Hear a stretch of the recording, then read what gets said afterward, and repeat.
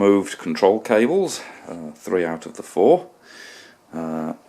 Just a quick note about how they're fitted to remind myself when they go back on. That one there is for the accelerator, and it is fitted from the engine through into the cabin. That there is for the speedometer, which is still anchored to the gearbox because it's rusted in position, and that is fitted from the engine bay through into the cabin. The next one along is a bit difficult to see. It's that little hole, that little square hole right down in there. That's for the hood release. That goes from the engine bay through into the car. Next one along is that little hole in the back there. There he is, right in frame. That is for the choke, and that is fitted from the cabin into the engine bay. From the cabin into the engine bay. And the big one down there, that's the clutch, and that is just a push fit. Huge O-rings holding that in place. Okay, now that's done. That's going to be coiled up and strapped onto the gearbox somewhere. I can't remove that. Not until the gearbox is on the floor. Next we are going to declutter all this area here. I've been having a look at this. I want to reduce the amount that's on the engine, so it makes it nice and easy to pull the engine out, but at the same time I don't want to destroy too many landmarks. Need to make sure it all goes back together properly.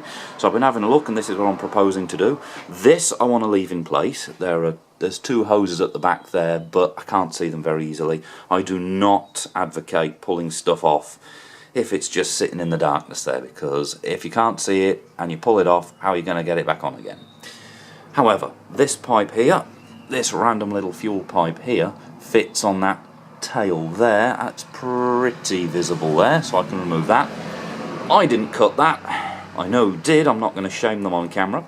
But that is supposed to be connected to that on the charcoal canister. So I can take that off.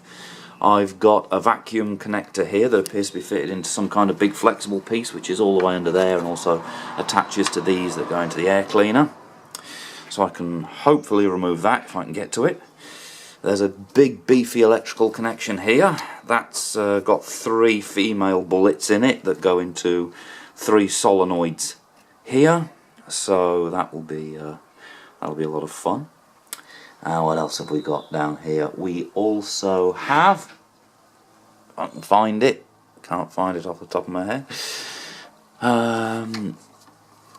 Oh, we've also got other bits of wiring, so I can get that out. I can get all this out. Pull out the charcoal canister, pull out that, oh yeah, fuel pipes, right under my nose. Fuel pipes, they'll be going,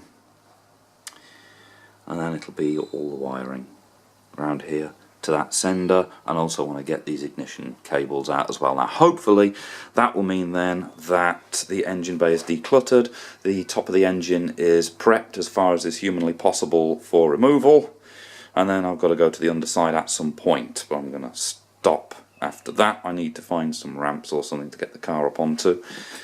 Might have to beg or borrow a set of those when the time comes. Interesting side note, carburettor, not the original carburettor for the car. This was a core recharge item. It's a low altitude carburettor. It should have a high altitude system. Not sure what that looks like, but we're going to find out.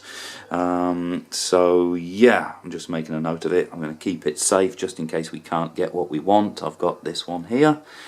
But yeah, that's another little project. Find a high altitude system. Car was originally from Colorado, and it had a carburettor problem, which was then replaced in a low altitude environment. So interesting bit of history for it. But by the time we've done all that, engine bay should be pretty decluttered. And still a wiper system to deal with, but as I said, we've got some nuts in there that are completely corroded, so I need to find a nice little Dremel style rotary tool to take care of that. So next thing, pipe work and wiring. One last close-up of everything there, just for my own personal record. That's how it all goes together.